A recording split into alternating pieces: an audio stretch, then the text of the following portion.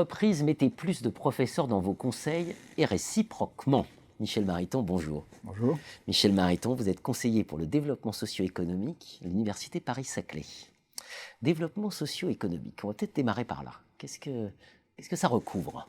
Alors, ce développement socio-économique, c'est fondamentalement l'ouverture toujours plus grande de l'université sur le monde des entreprises.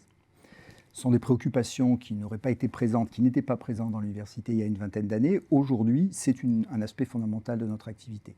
Il est important pour tenir notre rang à l'international, il est important pour avoir les moyens de continuer le développement de nos universités, d'accéder à du financement privé. Ça s'inscrit bien sûr dans le contexte d'une limitation sur les financements publics et fondamentalement sur notre préoccupation d'assurer la meilleure employabilité de nos étudiants et d'ouvrir la valorisation de nos recherches vers les entreprises. Et si je prends l'exemple de l'Université Paris-Saclay, qui m'est cher, au niveau des statuts de cette université, donc statuts sous lesquels nous allons travailler immédiatement, dès maintenant, il est intéressant de noter que sur 36 administrateurs, donc des administrateurs qui vont choisir, in fine, le président de l'université, nous avons 25% d'administrateurs, 8 personnes, qui viennent du monde socio-économique, qui vont représenter les entreprises. Donc cette volonté d'ouverture, elle se traduit très fondamentalement au niveau du conseil, donc au niveau de la stratégie, au niveau du choix des dirigeants de l'université, par une grande ouverture. Donc un peu de réciprocité peut-être, parce que c'est vrai qu'il y a beaucoup d'efforts côté université pour essayer de s'ouvrir vers le monde socio-économique, et parfois on a l'impression que le monde socio-économique est plus réticent. Eh bien, absolument. Quand on regarde, donc je me suis un peu penché sur ce qu'on pourrait appeler la sociologie des conseils d'administration, donc en prenant l'exemple du SBF 120, quand on regarde les chiffres, les profils, les origines, les savoir-faire professionnels des personnes qui sont dans le SBF, on retrouve naturellement un quart de juristes et de financiers. On retrouve aussi à peu près un tiers de directeurs d'autres sociétés, c'est-à-dire que l'exécutif de l'un et le non-exécutif de l'autre, donc il y a ce côté un petit peu de club assez fermé.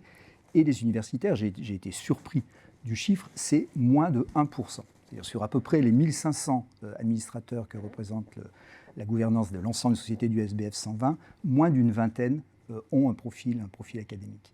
C'est assez dissymétrique par rapport aux 28% qu'on évoquait à l'instant. C'est un euphémisme. Immédiatement, la question qui vient, c'est à l'étranger. C'est le cas également ? Alors, on a fait cette recherche-là. C'est assez différent. En partie, tout ce qui est Europe du Nord, sur des indicateurs comparables, on est plutôt aux alentours de 2, 3, voire 4%. On peut prendre l'exemple de l'Angleterre, par exemple. Une société de la région d'Oxford, de manière tout à fait naturelle, a à son conseil d'administration un professeur de l'université. C'est la même chose, y compris dans les PME, le Mittelstand allemand, autour de Munich. Toutes ces sociétés-là ont un professeur de la TUM ou un professeur de la Ludwig-Maximilian. L'ouverture au monde académique, chez nous, est en retard par rapport à la bonne pratique de nos concurrents européens.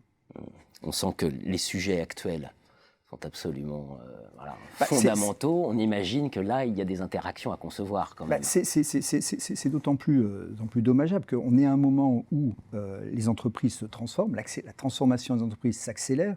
On a des sujets majeurs comme le numérique, le digital, comment réorganiser les chaînes de valeur, comment modifier l'organisation du travail à l'intérieur des entreprises. On a aussi tout ce qui est transition énergétique, les risques climatiques, tout sujet sur lesquels l'ouverture du conseil, la capacité à écouter les signaux faibles, à capter les signaux faibles, la capacité à s'ouvrir sur l'international. Le monde académique est intrinsèquement international. La recherche se fait au niveau mondial.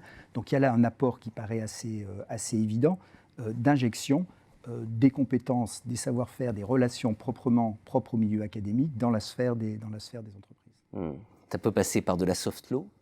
Alors, c'est une manière de faire. On a l'expérience sur la question de la diversité des conseils, on a l'expérience de la féminisation, sur lequel ça a plutôt bien marché. La loi Copé-Zimmermann a donné des objectifs de faire rentrer des femmes, donc d'atteindre la parité, une certaine parité dans les conseils d'administration, un certain scepticisme à l'origine. Et finalement, le résultat aujourd'hui, c'est que ça a fonctionné. On arrive dans ce fameux sociologie du SBF 120 à peu près 40% d'administratrices. Alors, on pourrait imaginer, dans le cadre de la loi de programmation de recherche, dont les travaux préparatoires ont touché ce sujet du brassage des gouvernances, on pourrait imaginer de passer par la loi. 5% d'administrateurs de profil académique dans les conseils en 2024, ça serait une manière de faire. il y a bien sûr beaucoup d'autres critères à prendre en compte pour choisir un administrateur. Donc peut-être que c'est un petit peu abrupt, ce serait une solution un petit peu abrupte, mais enfin bon, ça a fonctionné pour la féminisation. On peut aussi passer par le soft law, par les recommandations, et fondamentalement, je pense, essayer de créer quelques success stories avec des belles illustrations de cette capacité à écouter les signaux faibles, à faire rentrer je dirais, sans dire de manière trop excessive, mais enfin le penser la complexité, qui est le propre de l'activité académique. Il est urgent de refaire de la stratégie et pour ça, il faut explorer des voies de coopération nouvelles. Voilà. C'est ça le message et tout à fait favorable à cet objectif de 5%. Ça me paraît essentiel. Merci Michel Mariton. Merci.